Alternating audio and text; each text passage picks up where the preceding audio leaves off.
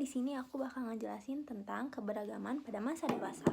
Keberagaman pada masa dewasa itu dibagi menjadi 3. Yang satu ada konsep tentang Tuhan, lalu yang kedua adalah konsep doa, dan ketiga adalah identitas agama. Nah, apa sih konsep Tuhan itu? Konsep Tuhan telah dikenal sejak manusia ada di dunia. Dasar dari konsep ketuhanan ini adalah adanya sesuatu yang maha gaib. Konsep Tuhan dimulai sejak zaman animisme dan dinamisme. Lalu yang kedua ada konsep doa.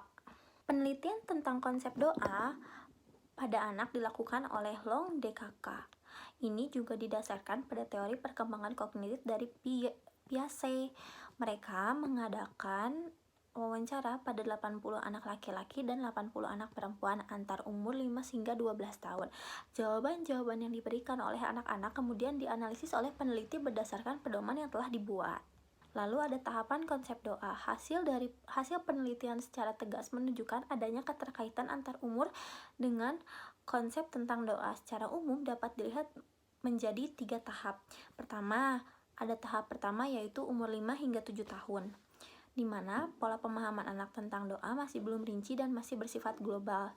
Jawaban anak masih belum jelas dan tidak konsisten, bahkan tidak ada kaitannya dengan pertanyaan yang diberikan.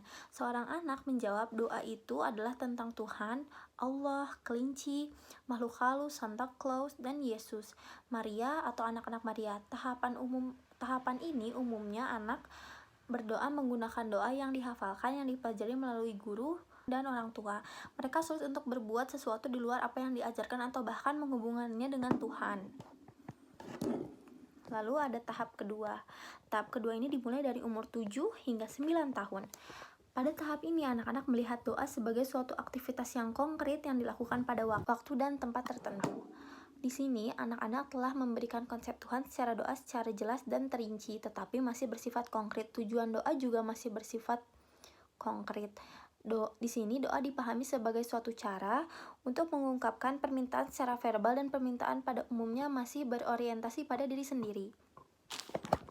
Lalu ada tahap ketiga yaitu anak umur 10 hingga 12 tahun. Konsep anak tentang doa ini sudah menunjukkan adanya individualitas, sudah bersifat abstrak dan terperinci. Doa dipandang sebagai suatu bentuk komunikasi atau percakapan dengan Tuhan, bukan suatu permintaan yang penting, bukan apa yang bisa diperoleh terutama bersifat materi, tetapi tujuannya lebih abstrak. Lalu kesimpulan dari konsep doa ini adalah isi dari doa juga ternyata mengalami perkembangan dari masalah pemenuhan kebutuhan pribadi sampai syukur dan terima kasih kepada Tuhan dan ungkapan setia kawan atau altruisme. Jadi konsep doa berkembang dari bersifat fantasi ke hal-hal yang bersifat pribadi pada suatu bentuk komunikasi dengan Tuhan. Lalu ketiga ada identitas agama. Identitas agama yang paling penting adalah identitas diri atau self-identity.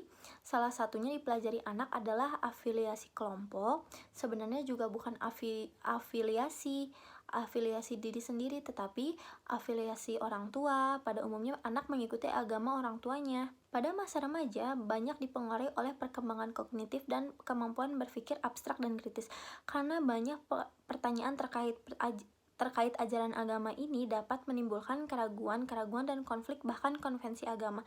Masa dewasa, karena semakin matang sesuai dengan kepribadian, juga mengalami kemandangan.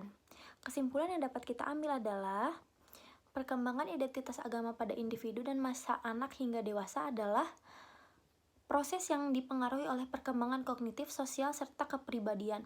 Identitas agama sering dimulai dengan afiliasi keluarga pada masa anak-anak berkembang, menjadi pemahaman yang lebih mendalam saat memasuki masa remaja, dan menimbulkan keraguan. Proses ini dapat menimbulkan keraguan dan konflik dan pertanyaan yang mendalam tentang keyakinan keagamaan individu, tetapi juga dapat memberikan pemahaman yang lebih tentang agama mereka seiring berjalannya waktu. Sekian dari saya. Assalamualaikum warahmatullahi wabarakatuh.